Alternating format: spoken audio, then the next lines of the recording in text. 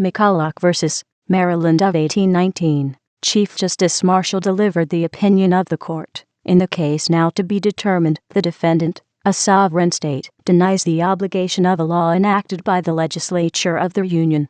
And the plaintiff, on his part, contests the validity of an act which has been passed by the legislature of that state. The Constitution of our country, in its most interesting and vital parts, is to be considered. The conflicting powers of the government, of the Union, and of its members, as marked in that Constitution, are to be discussed, and an opinion given, which may essentially influence the great operations of the government.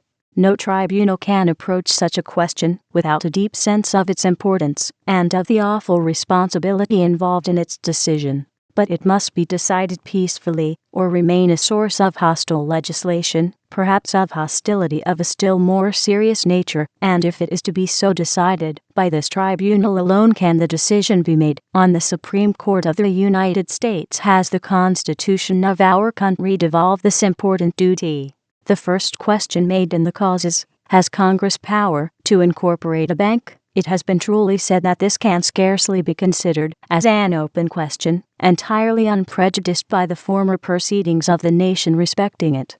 The principle now contested was introduced at a very early period of our history, has been recognized by many successive legislatures, and has been acted upon by the judicial department, in cases of peculiar delicacy, as a law of undoubted obligation. The power now contested was exercised by the first Congress elected under the present Constitution. The bill for incorporating the Bank of the United States did not steal upon an unsuspecting legislature and pass unobserved. Its principle was completely understood, and was opposed with equal zeal and ability. After being resisted, first in the fair and open field of debate, and afterwards in the executive cabinet, with as much persevering talent as any measure has ever experienced, and being supported by arguments which convince minds as pure and as intelligent as this country can boast, it became a law. The original act was permitted to expire, but a short experience of the embarrassments to which the refusal to revive it exposed the government convinced those who were most prejudiced against the measure of its necessity, and induced the passage of the present law. It would require no ordinary share of intrepidity to assert that a measure adopted under these circumstances was a bold and plain usurpation, to which the Constitution gave no countenance. These observations belong to the cause, but they are not made under the impression that, were the question entirely new, the law would be found irreconcilable with the Constitution. In discussing this question, the counsel for the state of Maryland have deemed it of some importance, in the construction of the Constitution, to consider that instrument not as emanating from the people, but as the act of sovereign and independent states. The powers of the general government, it has been said, are delegated by the states, who alone are truly sovereign, and must be exercised in subordination to the states, who alone possess supreme dominion. It would be difficult to sustain this proposition.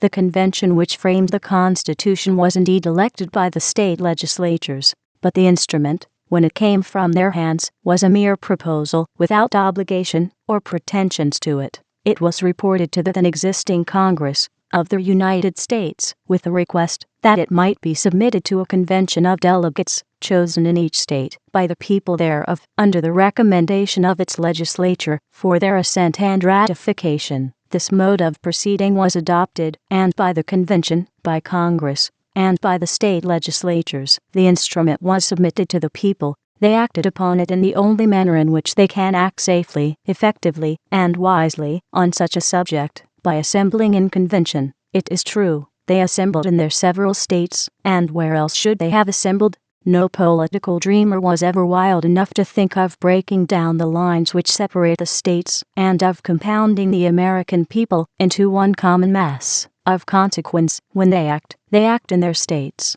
but the measures they adopt do not, on that account, cease to be the measures of the people themselves, or become the measures of the state governments. From these conventions the Constitution derives its whole authority. The government proceeds directly from the people, is ordained and established in the name of the people, and is declared to be ordained in order to form a more perfect union, establish justice, ensure domestic tranquility, and secure the blessings of liberty to themselves and to their posterity. The assent of the states, in their sovereign capacity, is implied in calling a convention, and thus submitting that instrument to the people, but the people were at perfect liberty to accept or reject it, and their act was final. It required not the affirmance, and could not be negatived, by the state governments. The Constitution, when thus adopted, was of complete obligation, and bound the state sovereignties.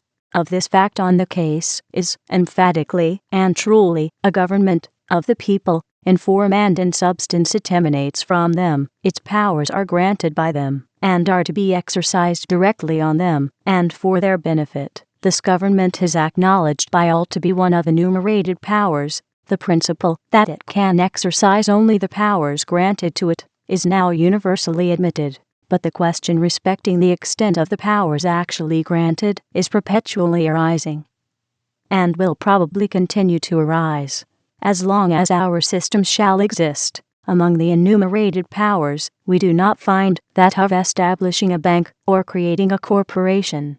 But there is no phrase in the instrument which, like the Articles of Confederation, excludes incidental or implied powers, and which requires that everything granted shall be expressly and minutely described. Even the 10th Amendment, which was framed for the purpose of quieting the excessive jealousies which had been excited, omits the word expressly, and declares only that the powers not delegated to the United States, nor prohibited to the states, are reserved to the states, or to the people, thus leaving the question whether the particular power which may become the subject of contest has been delegated to the one government, or prohibited to the other, to depend on a fair construction of the whole instrument.